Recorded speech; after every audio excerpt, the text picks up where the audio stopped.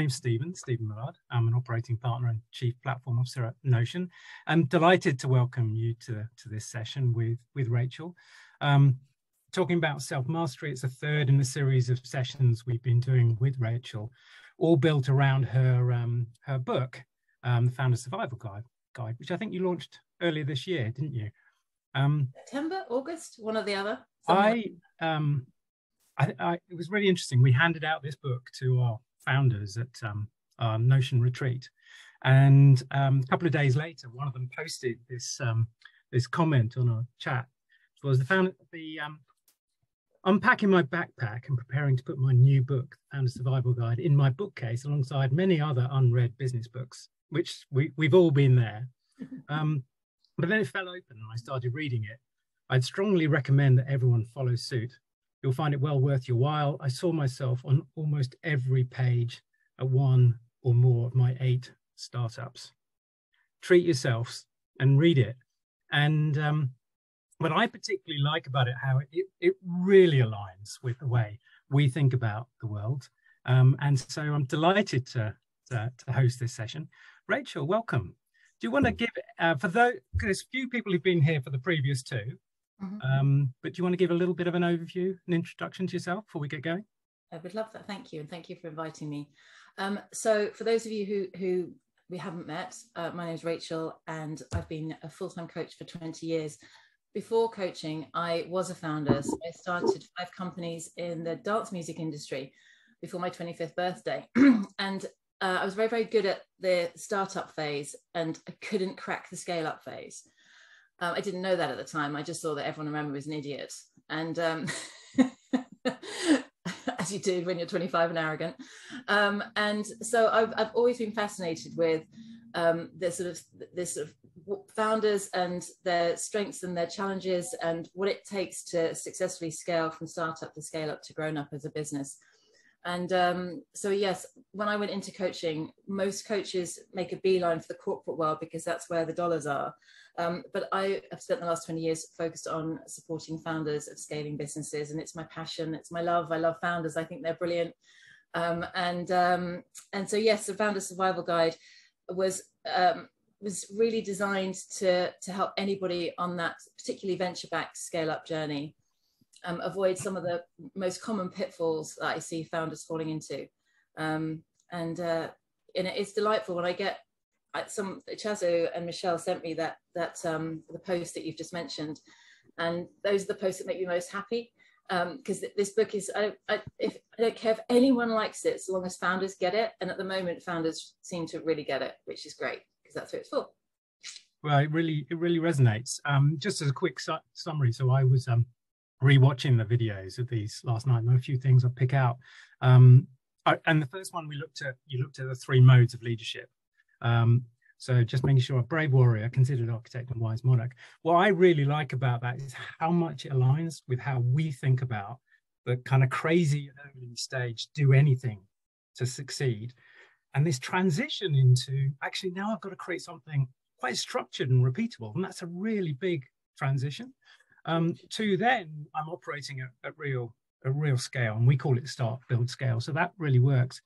And I particularly like the reference you made to, I think it was Daniel Goldman, who found a strong correlation between CEOs who were able to change modes of kind of engagement according to the challenges of the business. I thought that was very interesting and very pertinent. The second session was focused on communication. Talked about 2 things, namely communicating to manage and communicating to inspire. I some great tools there, very helpful in terms of the way you think about helping founders to think about what the people you're managing need and how to give feedback. I thought that was excellent. And then the 5 Ps framework for inspiring.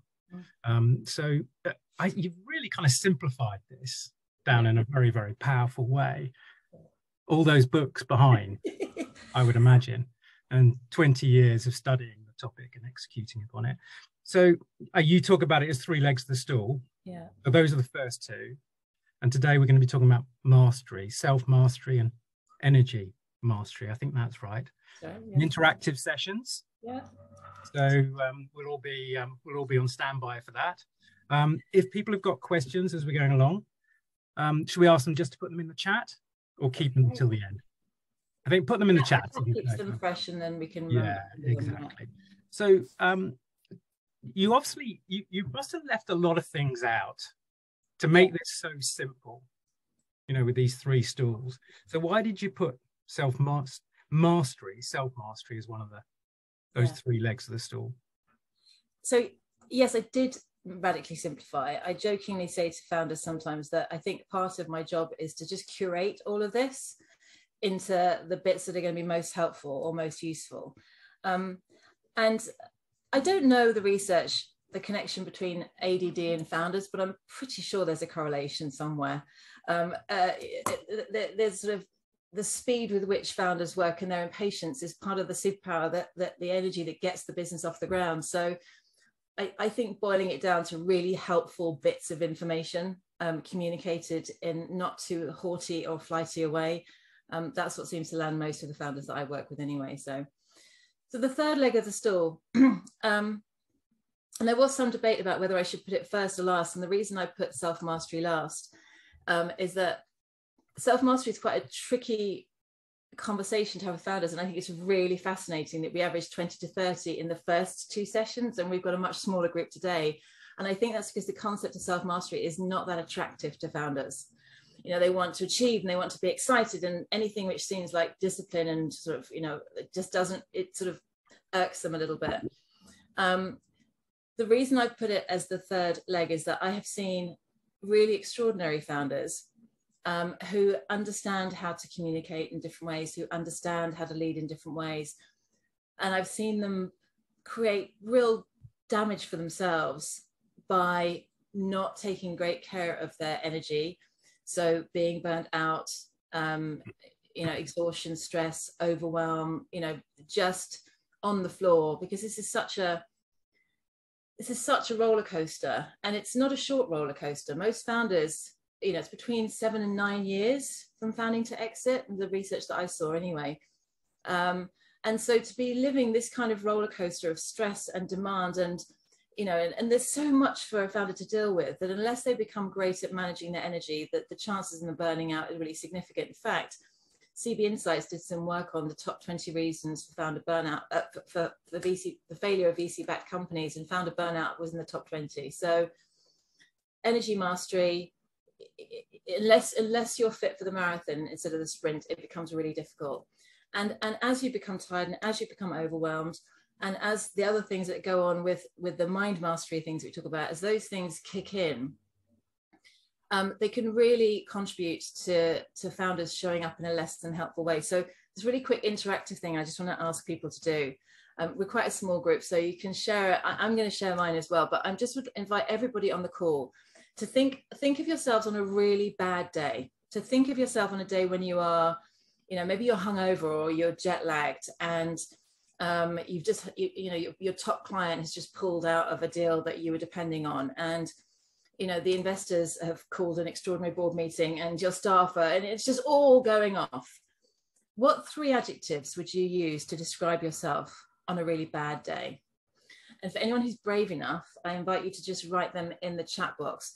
And I'm going to lead by example and let you know that on a really bad day, I'm intolerant, I'm arrogant, and I'm cruel. I can be nasty. I can say nasty things on a bad day. So that's me on a bad day. Who's brave enough to say 3 adjectives to describe you on a bad day?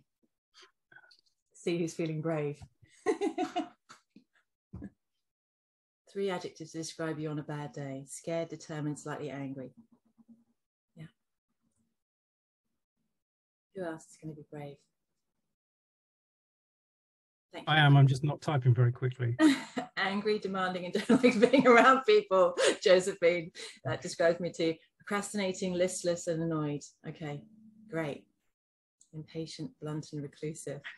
Rude. Oh, first of all, can I just say welcome to being a human being? So now here's the interesting thing. Would you hire that version of you to run your business? So just think, what does a business run by that version of you end up looking like? And if you want to ask the question, why is self-mastery the third leg? That's it.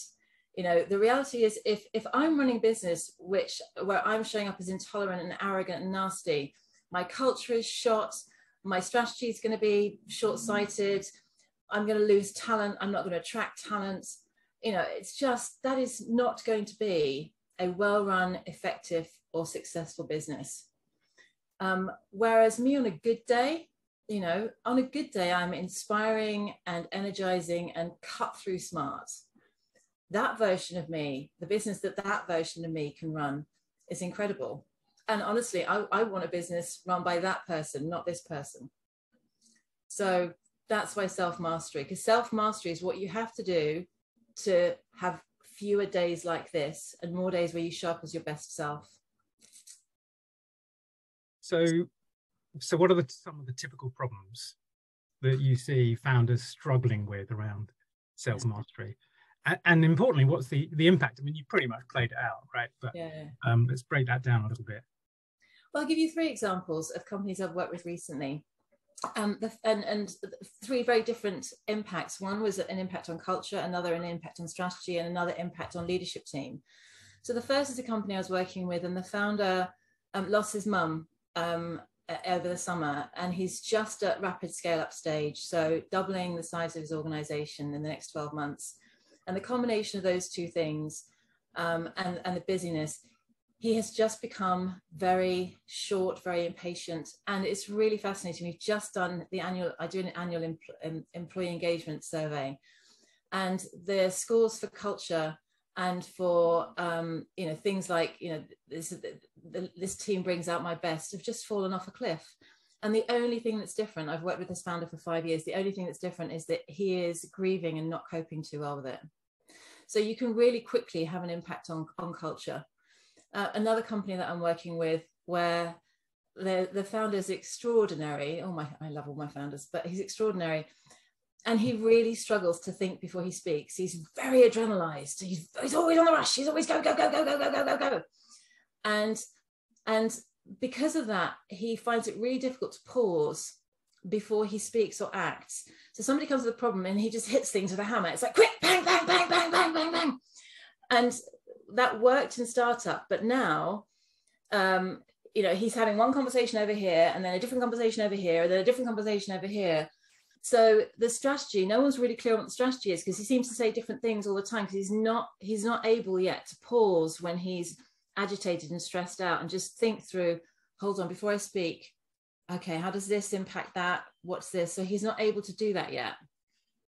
Or another company that I'm working with at the moment where, and actually this is not just particular one company, I see it an awful lot, where the founder handles stress by getting resentful and a bit judgmental. And so there's a little bit of ally seeking. So the team performance is just really falling down because he's not having the honest conversations. He's not able to park his resentment about what a member of his team has done to kind of bring that to the surface, let it all, you know, so he's just not able to lead the team to be the most high performing team. So those are the kinds of things that it can lead to. But the reality is, when a founder recognizes that there's a massive commercial advantage of putting self-care and energy mastery first, when they realize that and start really taking care of themselves, then they're able to pause before they act, think about the impact they want to have, show up as the best version of themselves. And these problems just slide away really, really quickly when a founder decides to put this stuff first. Well, I mean, it's possibly a quarter of your working life or more that you're putting on the line. Mm-hmm. You know, most of the companies that we're investing in, it's probably 10 to 15 years, I'd say, not 7 to 8 from founding to exit. And many of them want to go way beyond that as well. So managing yourself, I think, is critical. You differentiate between mind and energy mastery. And let's take each of those in turn. So first, energy mastery. You mentioned already this is a competitive advantage. Do you want to tell us a little bit more about that?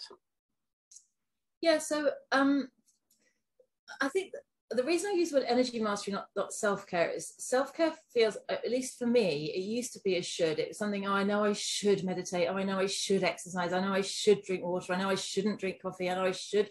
Ugh. And that shoulding on myself never actually got me to make any changes.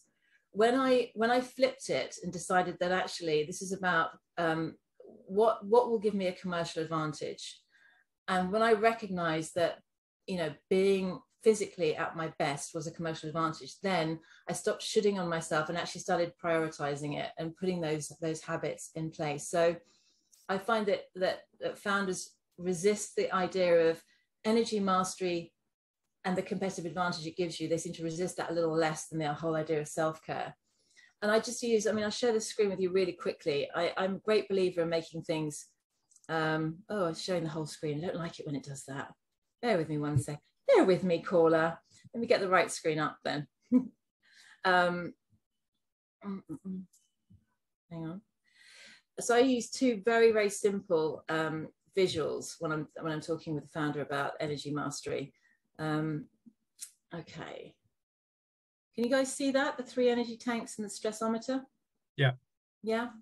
So I just make it really simple. And this is an exercise that anyone on the call can do. Imagine that you have 3 energy tanks on your back, a physical, it's like the gas tanks you wear when you're diving, physical energy, mental energy, and emotional energy. And there are things that activities you're engaging in which fill the tank, and there are activities you're engaging in which empty the tank.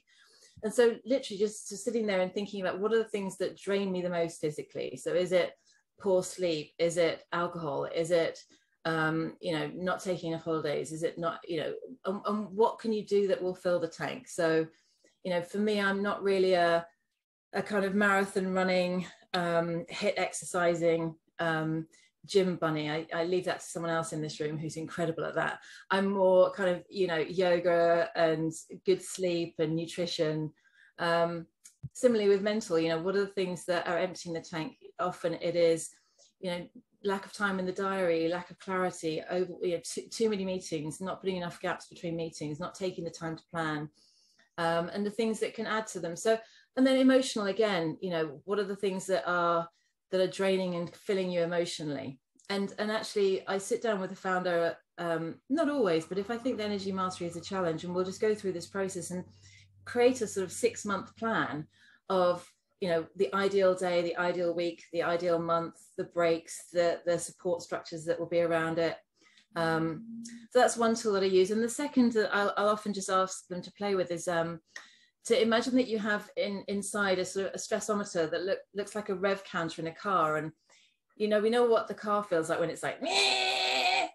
A lot of us, particularly if we're bouncing from back-to-back meetings during the day, our stress levels sort of start at a kind of relatively okay 3 or 4. And then by the time it gets to 6 or 7 o'clock, it's, and the only way you can calm down is by having a glass of wine or a shot of tequila or whatever it is you do at 7 o'clock. And so we play with this idea of how do you need to set your days up so that you never go outside this peak performance zone, that you keep your adrenaline and your cortisol levels in this sort of peak performance zone rather than topping out. So for example, when I did this, I had to stop coffee because I just couldn't do this and drink caffeine.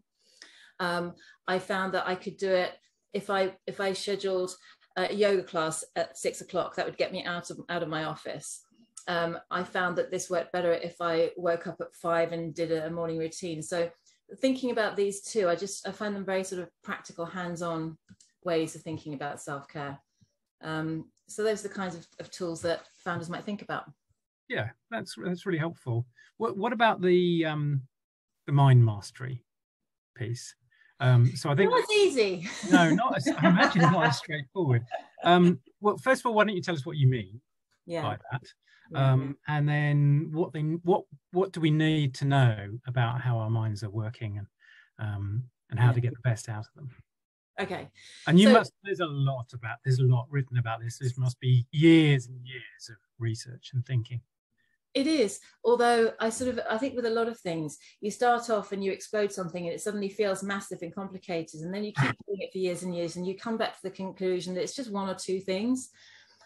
So the sort of what I've boiled it down to, I see again and again are the most important things to be aware of.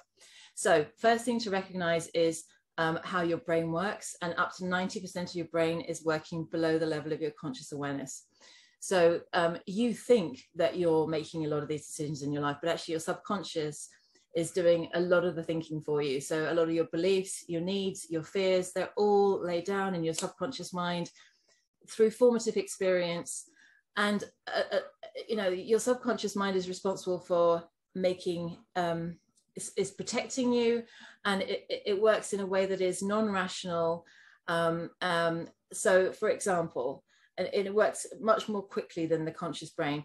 If your conscious brain was responsible for preventing you harming yourself by putting your hand on a hot kettle, it would go something like this. Your conscious mind, it would say, I'm experiencing heat in my fingers. I know it is the hot kettle with water inside it. The sensation that I feel in my hand is burning skin. If I continue to hold my hand against this hot kettle, blisters will form and then I will be injured. What are my options? My options are to remove my hand or keep it here. I think I'll remove my hand. Of course it doesn't. It goes, ow. Now, your brain will also do that when it's triggered by psychological needs, by limiting beliefs, by fears. Those things sit in your subconscious mind, and unless you can bring them to your conscious awareness, they're running you.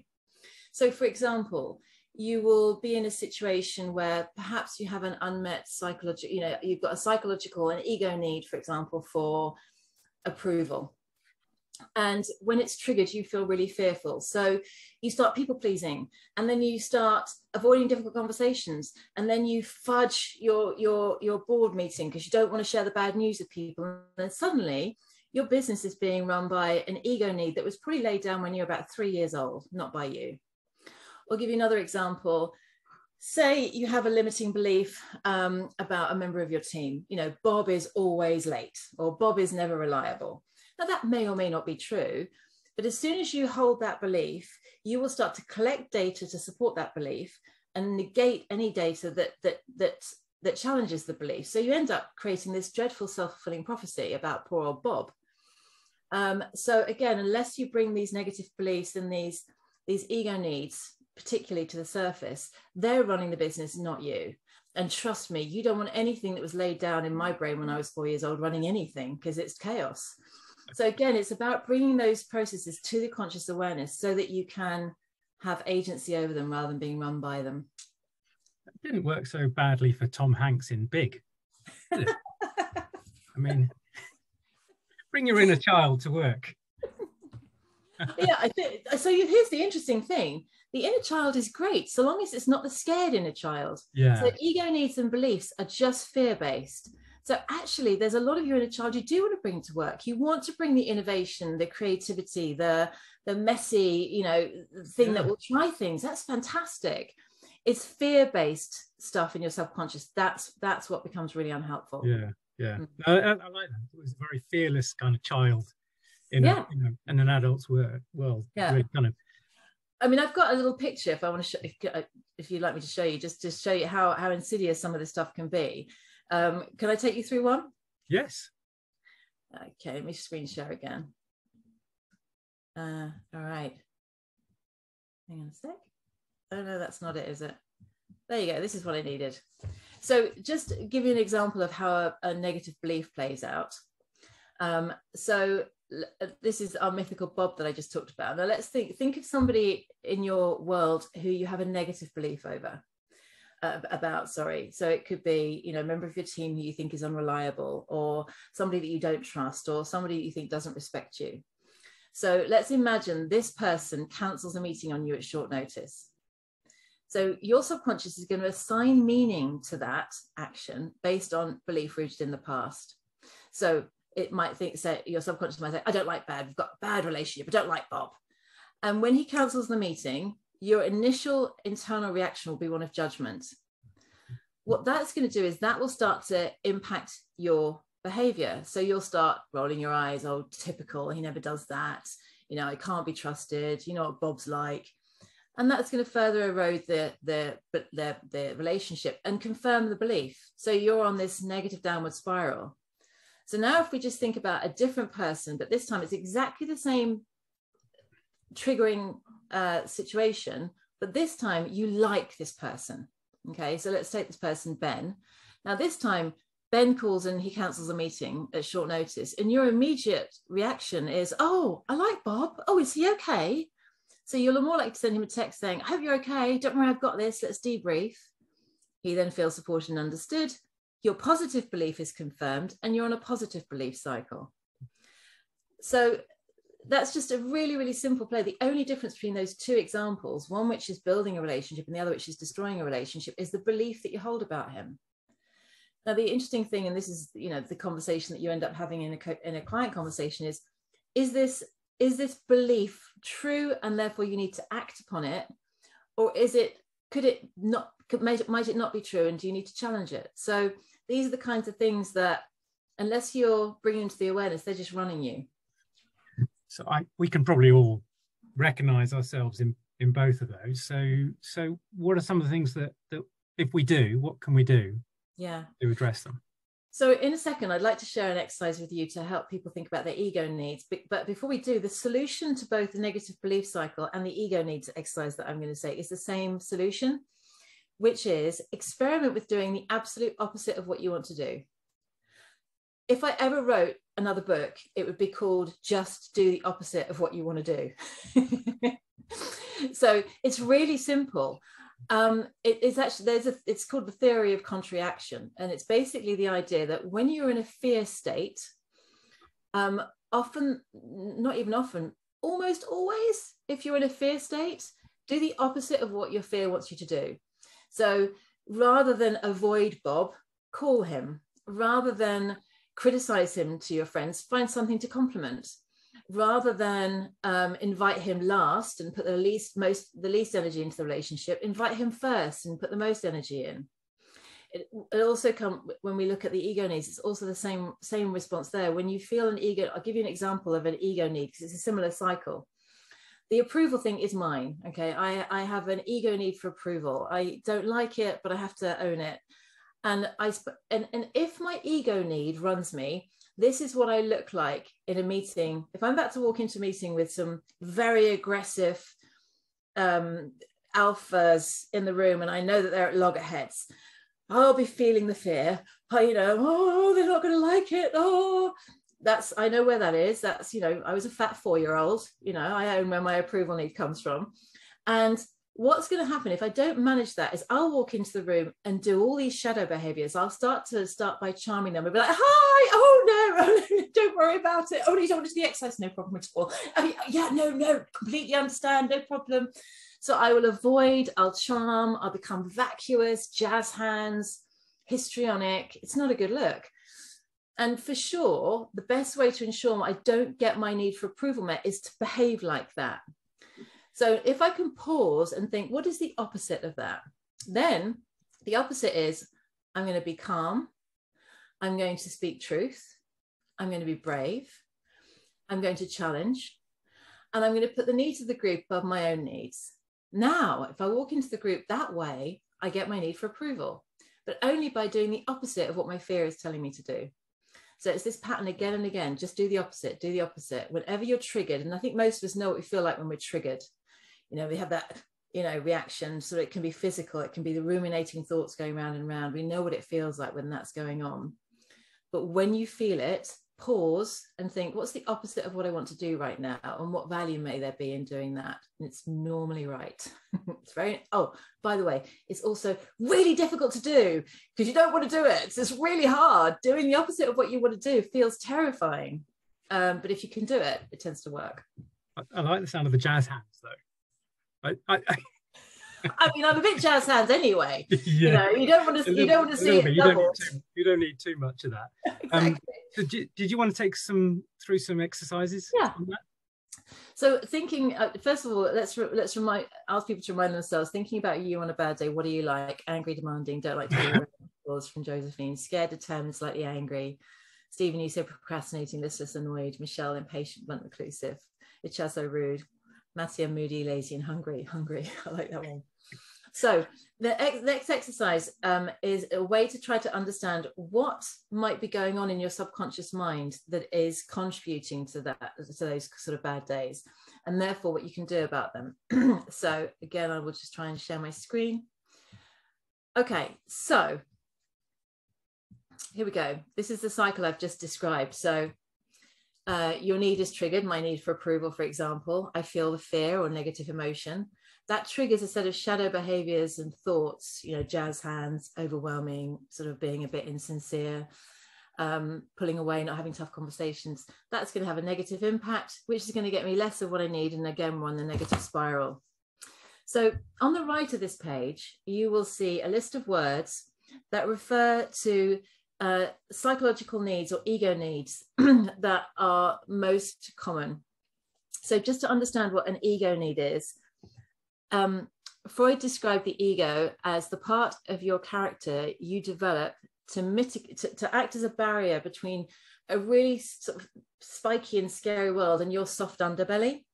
So the ego is a personality that you develop in early childhood as armor. And so, you know, my armor is approval, also achievement, freedom. When I've got approval and freedom and achievement, if I've got those three things, I feel quite relaxed. That's what my ego thinks it needs. For other people, it may be you need to feel helped or cared for. You may need to have control or be right. Be right is a big one for a lot of founders. You may need to feel that you need to be heard or listened to, or to have reconciliation, no arguments. So just going to ask everyone to just have a look through that list. Maybe pick 3 words that you think maybe ego needs for you. The way to check to see if they're an ego need is you'll probably be a little bit embarrassed about them. Ego needs are sort of like the sort of spots on your bum of your psyche. They're things you don't really want to show the world. So if you find that you're sort of, there's a bit of you going, oh, I can't believe I still need that. I can't really say I'm controlling. I'm like, oh no, don't tell me I've got a need to be right. You can be pretty certain that you're on the right track. If anyone feels brave and wants to put them in the chat box, you can, although I'm really not going to force that, because this really is, the dark underbelly of your psyche. So is it it's any of these from these 8 boxes? The 8 boxes, they're in there because the words in each box relate to one another. Yeah. So when I work on this with a client, I get them to tick every word that resonates. And if they've got all 8 in one box ticked, you can pretty much be sure that box is a crucial need for them. But I think in this situation, just pick 1 or 2, maybe 3 words that jump out at you. And yeah, you're looking for words that when you don't have those things, you feel bad. So think about how needs work for a second. So if you need a drink of water, that need will really drive you until you've had a glass of water. But after you've had the glass of water, you're not sitting there going, oh, water's the most amazing thing. I'm so inspired by water. Water's amazing. Needs only affect you when they are unmet. So needs only affect you when they're unmet. When they're sated, they simply become a non-issue. So what you're looking at when you look at this list is, what are the things that when I don't get that, I feel triggered, or I feel stressed, or that ruminating thoughts starts to come. Do you have any that you'd be willing to share, Stephen? I just put one on there. Oh, I'm looking at because if I bounce back from this list, I can't see the screen. I get there's lots of others, but okay, tell me. No, this is for me. It's being valued. Yeah. No, I will look at all the others. There's elements of it, but I know at the heart of me, that's I'm a very autonomous. I'm very independent. I'm very self-driven. Yeah. But that kind of sometimes goes at odds with I'll take things in a different direction, and sometimes find it hard to take people with me. And I want to be valued for that independence and that kind of thought process. And the thing is, valued is is sort of a sanitized version of a need for, bear with me, don't hang up, but it's in the same world as validated or approved. It's about seeing yourself mirrored as valuable in somebody else's eyes. And completely. So, and so when that's not met, I mean, I won't ask you to share now, but I would imagine that when that feels threatened, maybe that's part of what you said over here. Maybe that's when you start to feel listless, or you start to people, you start to procrastinate. Exactly. So those are the shadow. Procrastination is the worst thing. Okay.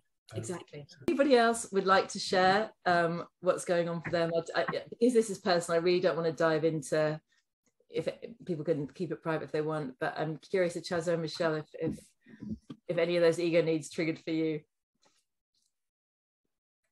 Can we just put them back up Put it again? back up on the screen. Yeah, I will do. Hold on a sec. Okay, here we go. Yeah, or anybody else is on the call. I'm just trying to get it out of the way so you can see properly. There you go. Oh, there you go. Well done. Definitely, the first square on the left is it is my place to be, for sure. And what shadow behaviors do you think are triggered, Chazo, when that need isn't met? I'm just going to scroll down. I'm going to show you. This is just a lovely list of how we might behave when we're triggered. Is there anything here that you think, yeah, when I feel like my need for validation or to be valued isn't met, you know, yes, go. Yeah, I think it goes through phases, right? At the beginning, you're like, why isn't this happening? I ask, because you start doubting first if you are really adding the value, right? Mm-hmm. And so you start asking, like, is this the way? Like, and if you are not getting the answers, I believe, or over time, you start getting a little bit more like, either you don't care about that person, you're like, probably is one off, and they just want to be arrogant with me, or and so you just go from caring a lot to not caring at all. Yeah. But yeah, I think that's probably. So that's great. So for you, the pattern is you start with, maybe takes you to self-doubt first. And then if it doesn't change at that point, you might sort of bounce into being uncaring. So again, when I send this deck through, there's this is the theory of contrary action. So so what would the opposite of self-doubt be? So if you're going to do the opposite, so rather than allow yourself to go into self-doubt, questioning yourself, rather than kind of going into disconnecting and uncaring, if you're going to do the opposite, what would that look like for you, Chazo?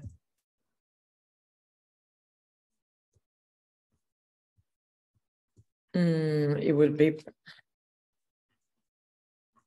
I don't know, because in the I think it probably at the beginning I do the opposite, trying to understand, right? Mm-hmm, mm-hmm. But there is so long that you can do that. Mm-hmm, I mean, if you don't try to understand and ask the questions, I don't know, what would you do? Better. Now I'm curious. So give me a scenario, Chazo. So this is basically your need for validation isn't met. So let's pick, is this with a, you know, tell me who it might be with. I mean, with a founder, I think it's great that Stephen Millard said that, because it's basically where we are willing to provide value, and so we are all the time kind of talking to them right on that. So can you give me an example of a situation? We'll make it mythical. So of where a founder may not be meeting your needs for approval or validation or to be valued. Is it that they're ignoring the phone call, or that they're dismissive on the phone, or they do the opposite? What data points would you have to prove that your ego need wasn't being met? Yeah, maybe they're being a little bit rude and not responsive with you, and you're like, I thought, I mean, I was really helping these people, and they are being like. Okay, got it. I got it. Okay, cool. All right. So founder isn't responsive, is a bit rude. Your need for validation is triggered. Now you're going to go into your typical shadow behaviors, which is first of all doubting yourself and questioning yourself. And if that doesn't work, then just disconnecting. Okay. So the opposite of that would be, I've just been triggered. That felt quite rude. Is not responsive. Oh, you know what? I'm about to go into self-questioning and self-doubt. So the opposite of that is talk to the person. So rather than talk to yourself, talk to the person. So pick up the phone and say, can I just check in with you? I really pride myself on the valuable relationship I have with founders. It doesn't feel like we're there yet. How is it feeling for you? Am I misreading some of the signs, or, you know, are you getting what you need? So that's the opposite. Rather than go into your own head, go into conversation. And then, say, for example, you want to withdraw completely, then it would be lean in completely. Literally, it would be, rather than avoid, it would be get on the plane and go there, get in the face and say, let's chat. This is not how I partner with people. Look, I don't know why you're giggling. Tell me what the laughter is about. Yeah, it feels like a little bit rude maybe, but because I'm feeling they don't want to see me show up there. But that's it, right? Because that's the 4-year-old in our head going, well, they don't want to see me, so I'm not going to play, right? And we all do that. We've all got the 4-year-old inside us. But actually, if you didn't have that need, you wouldn't be doubting it. You'd be going, are we okay? What's going on? You know, if that need wasn't there for you, you just address it straight. If you thought there wasn't enough connection, you'd solve it. You wouldn't doubt yourself, question yourself, and then withdraw, and then think it's rude, and then judge it. You just lean in. Yeah. But what it is usually true, or you can tell me, is that when you feel something towards someone, it's usually the same feeling towards yourself. Is that Yes. something right or no? That's what we usually tend to say, right? Mirroring, yes, but you're also bringing your subconscious. So if your subconscious is blank, and yes, that mirroring would be true, that if you had a feeling in a relationship, it would likely be what you're picking up from the other person.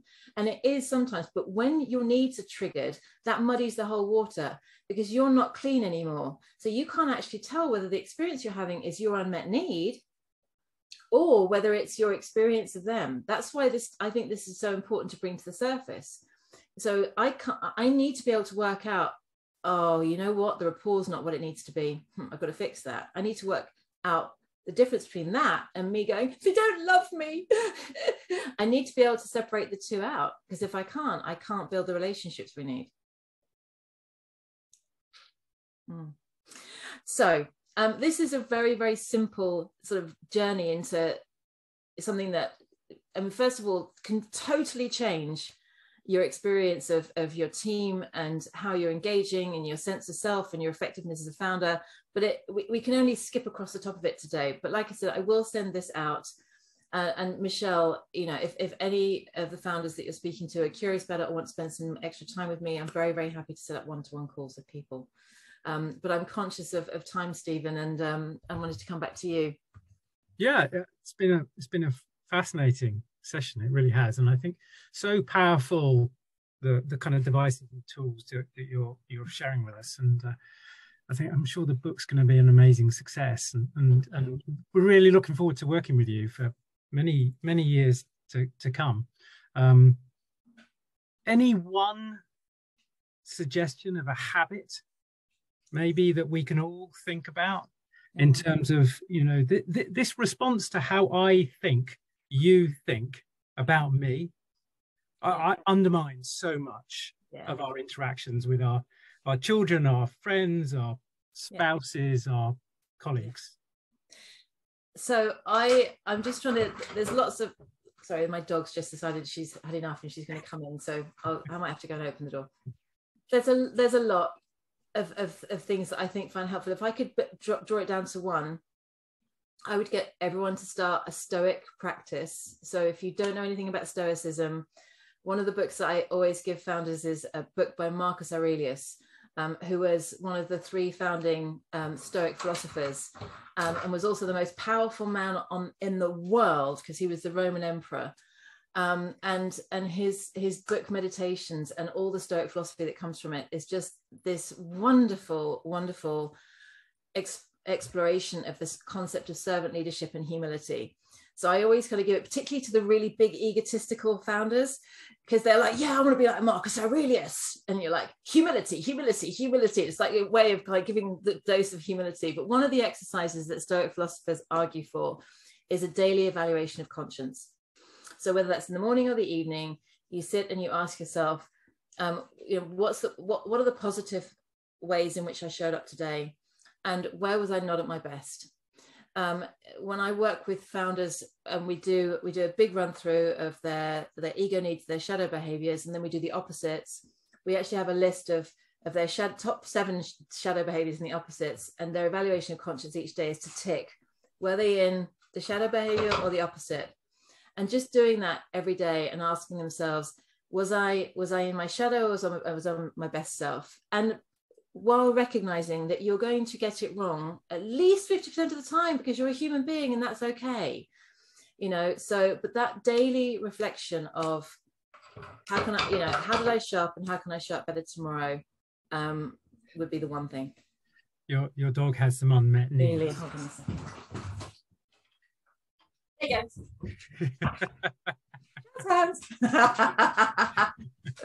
Thank you, Rachel. That's been a really wonderful session, and really enjoyed it. And thank you so much for all the time you've given to us and to our founders.